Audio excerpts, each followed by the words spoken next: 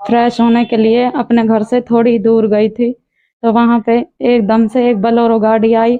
उसमें मुबीन, इकबाल, आरिफ, तीन आदमी थे और मुझे उस गाड़ी में जबरदस्ती डालकर ले गए।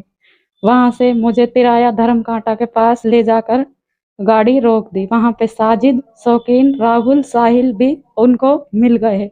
वो भी उसी गाड़ी में बैठकर पनियाला रोड पर मुझे ले गए। ले जाने के बाद वहां पर सभी ने बारी बारी से मेरी बिना रजामंदी के मेरे साथ बलात्कार किया। मैं रात के करीब 9 बजे के आसपास का वक्त होता है। रूबीना अपने घर से शौच करने के लिए बाहर निकलती है, क्योंकि रूबीना के घर में शौचालय की व्यवस्था नहीं होती है। जैसे ही वह अपने घर से थोड़ी सी दूरी पर चली जाती है तो वह सड़क से नीचे उतरने की कोशिश करने लगती है। उसी दौरान एक बोलेरो गाड़ी उसके पास आकर रुकती है और उस गाड़ी में से दो व्यक्ति उतरते हैं जिनके नाम मोबिन और इकबाल होते हैं। मोबिन और इकबाल दोनों ही रूबीना के पास आते हैं। रूबीना देखने में काफी खूबसूरत थी, जवान थी, और इस तरह से इकबाल अब रूबीना को कहने लगता है कि जल्दी से हमारी गाड़ी के अंदर बैठ जाओ। रूबीना दोनों का विरोध करने लगती है।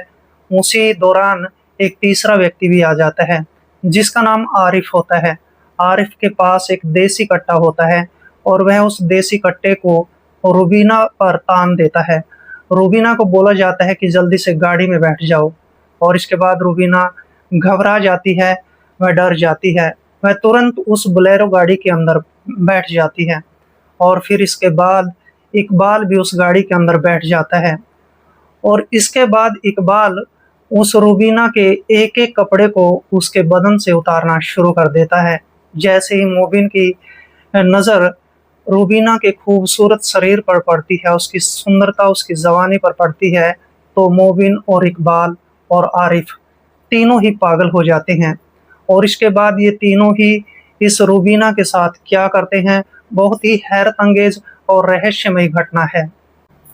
नमस्कार दोस्तों, मैं कुलदीप राणा। आज की हमारी घटना की शुरुआत होती है राजस्थान के अलवर शहर से।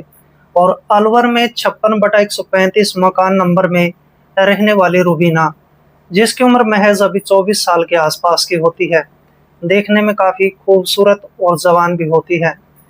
उसका पति मेहनत मजदूरी किया करता था, दिहाड़ी किया करता था। रूबीना भी कभी कभार उसके साथ दिहाड़ी मजदूरी करने के लिए चली जाया करती थी। अब रूबीना के घर के अंदर टूटा फूटा घर के नाम पर केवल एक ही कमरा होता है, और उसके घर में ना तो शौचालय की व्यवस्था होती है, ना ही स्नान घर यानी कि बाथरूम की व्यवस्था होती है। और इस तरह से रूबीना हर रोज रात के समय जो है शौच करने के लिए बाहर खेतों में जाया करती थी। लेकिन पिछले 3 दिन से 3 लड़के उस पर लगातार नजर रख रहे होते हैं। इन 3 लड़कों के नाम मोबिन, इकबाल और आरिफ होते हैं। आरिफ इस बात पर नजर रखा करता था कि ये महिला किस समय, रात के समय जो है घर से बाहर निकलती है और किस समय के दौरान ये घर पर आती है।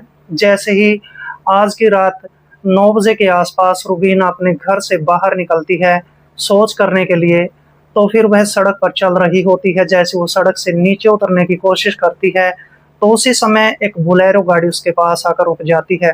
उस गाड़ी में से दो व्यक्ति पहले बाहर निकलते हैं जिनके नाम मोबिन और इकबाल होते हैं। मोबिन और इकबाल जैसे ही इस खूबसूरत महिला को देखते हैं, इसकी सुंदरता, इसकी जवानी को देखते हैं, तो इस पर पागल हो जाते हैं। और इसके बाद दोनों ही लड़के मोबिन और इकबाल इस महिला को कहने लगते हैं कि जल्दी से हमारी गाड़ी में बैठ जाओ, नहीं तो तुम्हें मार दिया जाएगा। अब ये महिला रूबीना इन दोनों की बातों का विरोध करने लगती है। तभी तीसरा व्यक्ति वहां पर आ जाता है जिसका नाम आरिफ होता है। उसके हाथ में एक देसी कट्टा होता है।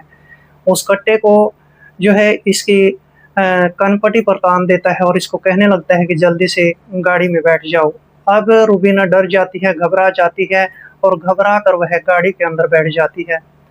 तीनों ही गाड़ी में बैठ जाते हैं और फिर गाड़ी चलना शुरू हो जाती है। जैसे ही थोड़ी दूरी तय कर ली जाती है तो इसके बाद मोबिन और इकबाल दोनों ही रूबीना के साथ गलत हरकतें करना शुरू कर देते हैं। और इस बात तो वहां पर बढ़ जाती है जब इकबाल इसके एक एक बदन से, यानी कि इसके बदन से एक एक कपड़े को उतारना शुरू कर देता है। इकबाल जैसे इसके सारे कपड़े को उतार देता है तो इसके बाद मोबिन की नीयत भी वहां पर डोल चुकी होती है और चलती गाड़ी के अंदर फिर मोबिन और साथ में इकबाल दोनों ही इसके साथ दुष्कर्म करने लगते हैं।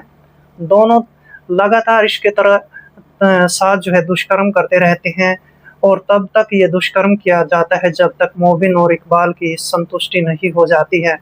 और इसके बाद फिर गाड़ी रोक दी जाती है। फिर मोबिन गाड़ी चलाना शुरू कर देता है और आरिफ जो है पीछे गाड़ी के अंदर आ जाता है और फिर आरिफ भी इस महिला रूबीना के साथ लगातार उसी दुष्कर्म को करता रहता है। जब आरिफ की भी संतुष्टि हो जाती है तो आखिरकार गाड़ी तेज रफ्तार पर दौड़ रही होती है और फिर इसके बाद आरिफ एक मोबाइल फोन निकालता है और अपने 5 दोस्तों के पास फोन कॉल करता है।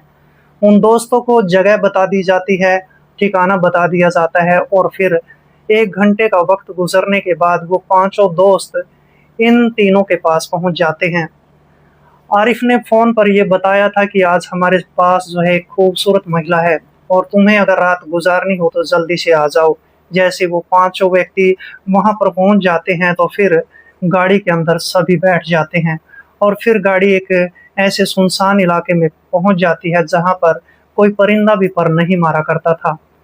रूबीना को एक कमरे में अलग से ले जाया जाता है, कमरे के अंदर जो है बांध दिया जाता है और फिर वो 5 व्यक्ति बारी बारी से उसके साथ बार बार दुष्कर्म को करते हैं। और जैसे जैसे उसके साथ दुष्कर्म किया जाता है तो उसकी चीख पुकार सुनने वाला कोई नहीं होता है, क्योंकि आरिफ और मोबिन ने पहले ही उसके मुंह के अंदर कपड़ा ठूस दिया था। और इस तरह से जब उन 5 दोस्तों की भी अच्छे तरीके से संतुष्टि हो जाती है तो फिर वो 5 व्यक्ति इस कमरे से बाहर निकल जाते हैं। लगातार 10 दिन तक इस महिला रूबीना को इसी बंद कमरे के अंदर रखा जाता है। हद तो वहां पर बढ़ जाती है जब रूबीना की कुछ आपत्तिजनक वीडियोज, अश्लील वीडियोज भी बना ली जाती है और फिर इसके बाद आरिफ रूबीना को धमकी देता है कि अगर तुमने यहाँ से निकलने की कोशिश की तो फिर तुम्हारी इन आपत्तिजनक वीडियोज को इंटरनेट पर अपलोड कर दिया जाएगा।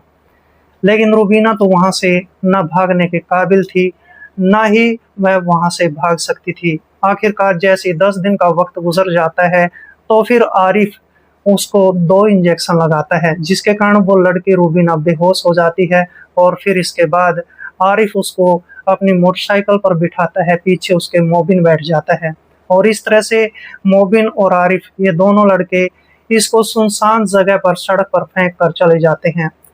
जैसे ही लड़की वहां पर पड़ी होती है तो वहां पर कोई अनजान व्यक्ति आ जाता है, अनजान शख्स आ जाता है और उसकी नज़र रूबीना पर पड़ जाती है। इसके बाद वो अनजान व्यक्ति रूबीना को उठाकर नज़दीकी हॉस्पिटल में ले जाता है जहां पर उसका इलाज किया जाता है और फिर रूबीना को जैसे ही होश आता है तो रूबीना उस अनजान व्यक्ति के फ़ोन से अपने पति के फ़ोन पर कॉल करती है और फिर उसके पति को हॉस्पिटल का पता दिया जाता है और जब उसका पति हॉस्पिटल में पहुंच जाता है तो लगभग 3 दिन का वक्त गुजरने के बाद रूबीना अपने पति को ये कहती है कि अब हमें पुलिस स्टेशन में जाना चाहिए, मुझे उन लड़कों के खिलाफ FIR दर्ज करवानी है।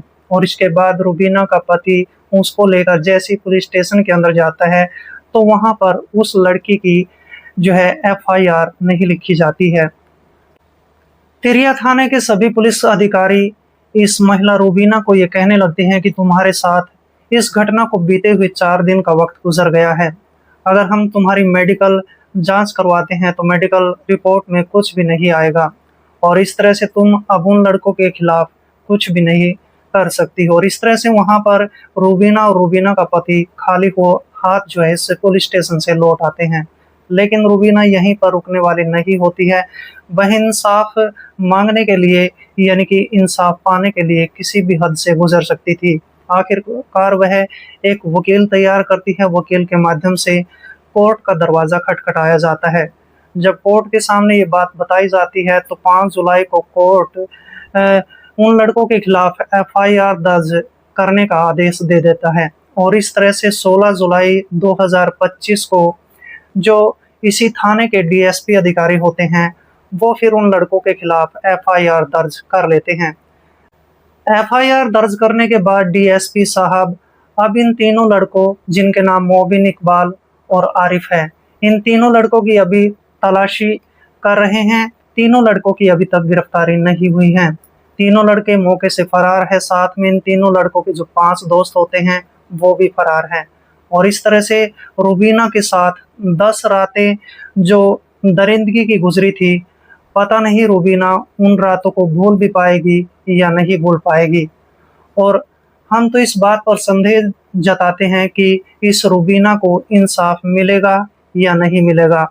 आज के समय में रुबीना अपने घर पर अपने पति के साथ रहती है और इस तरह से जो है रुबीना के साथ ये हादसा घट जाता है। दोस्तों, इस घटना को सुनाने का मेरा उद्देश्य किसी का दिल दुखाना नहीं है, बल्कि आपको सजग करना, आपको सतर्क करना है। तो मिलते हैं दोस्तों किसी ऐसी घटना के साथ। तब तक के लिए दोस्तों, जय हिंद, वंदे मातरम।